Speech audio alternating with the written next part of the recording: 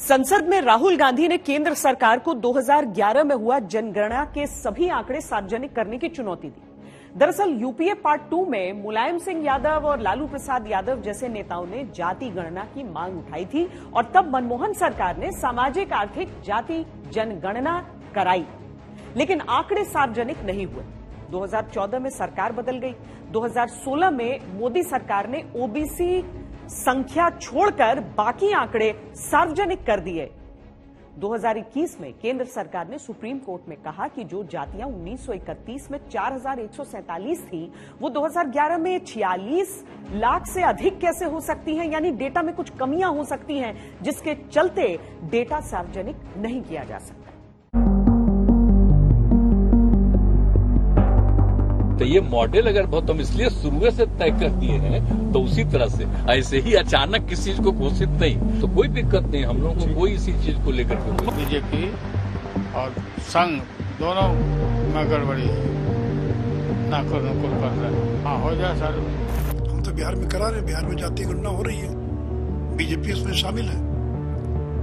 यहाँ तक कि कर्नाटक में कांग्रेस के जमाने में जातीय गणना हुई, जिसकी रिपोर्ट को आज तक सार्वजनिक नहीं किया गया। संविधान में लिखा हुआ है कि सेंसस होगा, सेंसस के बाद डिलिमिटेशन होगा और डिलिमिटेशन के बाद जो है हम उसको लागू करेंगे, और ये आर्टिकल 82 कह रहा है। केंद्र की राजनीति में भूकंप लाने वाली जाति जनगणना की राजनीति का एपिसेंटर इस समय बिहार है। बीजेपी चाहती ही नहीं है कि सेंसस हो, या कोई स्टेट अगर इंडिपेंडेंटली अगर सर्वे भी करा रहा है, जो गरीबों को देखते हुए, आर्थिक स्थिति को देखते हुए, जातियों को देखते हुए, ताकि वो कल्याणकारी योजना बनाए, ये तो शुरू से विरोधी रही है और अभी भी विरोध कर रही है। तो अब तो बीजेपी का चेहरा जो है उजागर हो गया है जनता के बीच। बिहार सरकार पूरी तरह से अदालत में, हाईकोर्ट में अपना पक्ष रखने में नाकामयाब रही। बिहार सरकार अगर जातीय जनगणना का हल्ला तो बहुत किया, लेकिन जब कोर्ट में मामला गया तो वहां पर इनकी नियत ही नहीं थी। महिला आरक्षण कानून के बहाने जाति जनगणना और आरक्षण का मुद्दा उठाकर गठबंधन इंडिया बिहार के फॉर्मूले पर एकजुट होता दिख रहा है। महिला रिजर्वेशन का जो बिल आया है, उसमें ये जो 2 अवरोध डाल दिए गए हैं, एक सेंसस का, एक परिसीमन का, ये कहीं ना कहीं सरकार की नीयत में खोट दिखाता है। ये किंतु अपितु परंतु से महिलाओं का भाग्य कब निकलेगा, और महिलाओं से ज्यादा जो ओबीसी महिलाओं की हम इसमें बात कर रहे हैं, उनको भी आरक्षण दीजिए, उनको भी प्रतिनिधित्व दीजिए, उनको भी राजनीतिक भागीदारी का मौका दीजिए। ये सरकार इससे क्यों भाग रही है, ये मेरी समझ से परे है। अभी तो हम इंतजार कर रहे हैं सेंसस को। सेंसस में महिला का संख्या बढ़ेगा, क्योंकि अभी महिला का जन्म, महिला का संख्या बढ़ रही है, उसके हिसाब से हमको न्याय मिलेगा। सबका सेंसस होने के बाद, डिलिमिटेशन होने के बाद हमको ज्यादा हिस्सा मिलेगा, वो हम इंतजार कर रहे हैं। दरअसल जातीय राजनीति की सबसे बड़ी प्रयोगशाला बिहार है। लालू प्रसाद यादव और नीतीश कुमार दोनों ओबीसी वर्ग से आते हैं और इन दोनों ने ही 3 दशक से बिहार की राजनीति पर अपना दावा मजबूत रखा है। एक लंबे समय तक जाति व्यवस्था पर आधारित राजनीति का असर उत्तर प्रदेश पर भी रहा। दोनों राज्यों की कुल लोकसभा सीटें 40 और 80 यानी 120 हैं, और ये संख्या सरकार को बनाने बिगाड़ने में निर्णायक हो सकती है। क्षेत्रीय पार्टियों को लगता है कि जो ओबीसी का ग्रुप है उसका उनको बेनिफिट मिल सकता है। वजह यह है कि जो ओबीसी ग्रुप है, जैसे यूपी में उसे 54% माना जाता है, बहुत से राज्यों में ये 70%, 72% तक है, लेकिन यूपी में 54% माना जाता है, इंक्लूडिंग मुस्लिम पिछड़ा जोड़कर 12% करीब मुस्लिम पिछड़ा यहाँ माना जाता है। बेस जो लिया जाता है वो 1931 की जनगणना की जो परसेंटेज है, उसमें जातियों का परसेंटेज लिखा हुआ है कि कौन सी जात किस परसेंटेज में है, तो वो वहां से अभी भी लोगों को आइडिया एक मिलता है मोटे मोटे तौर पे। लेकिन मेरा ऐसा मानना है कि आज का दौर बहुत बदल चुका है।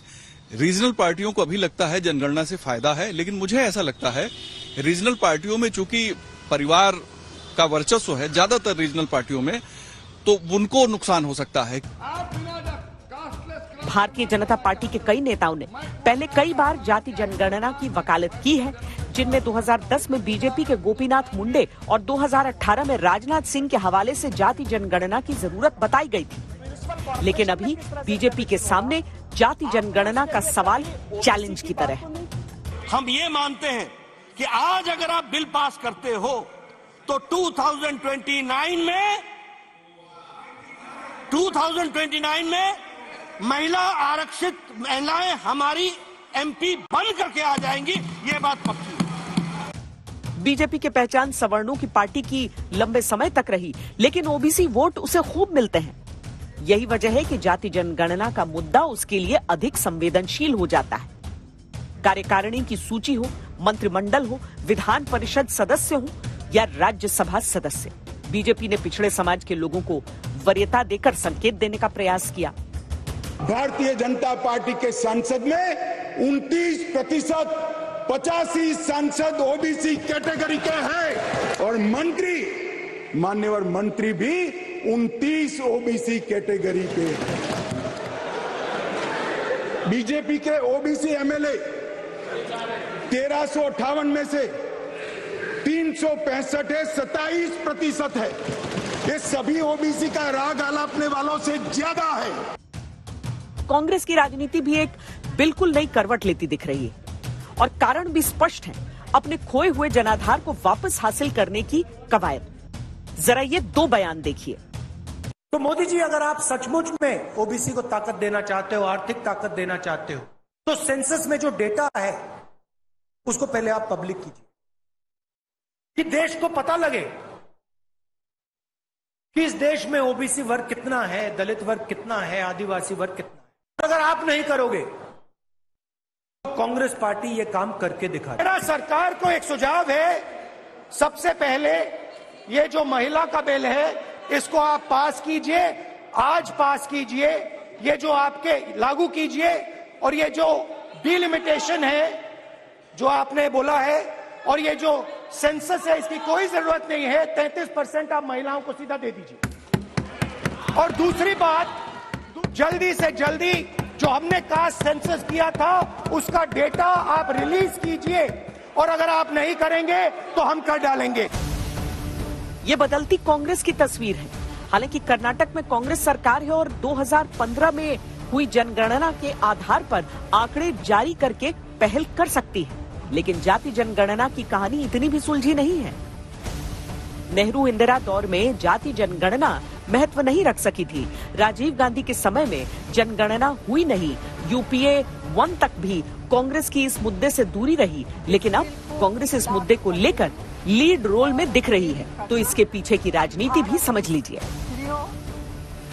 कांग्रेस के कोर वोटर थे सवर्ण, दलित और मुसलमान। मंडल कमीशन की रिपोर्ट के बाद धीरे धीरे सवर्ण बीजेपी के साथ चले गए। मुस्लिम मतदाता अलग अलग राज्यों में अलग अलग पार्टियों के साथ जुड़ गए, जैसे यूपी में समाजवादी, बिहार में आरजेडी। दलित ओबीसी बीजेपी और क्षेत्रीय दलों में बंट गए। कांग्रेस का पूरा जनाधार खिसक गया।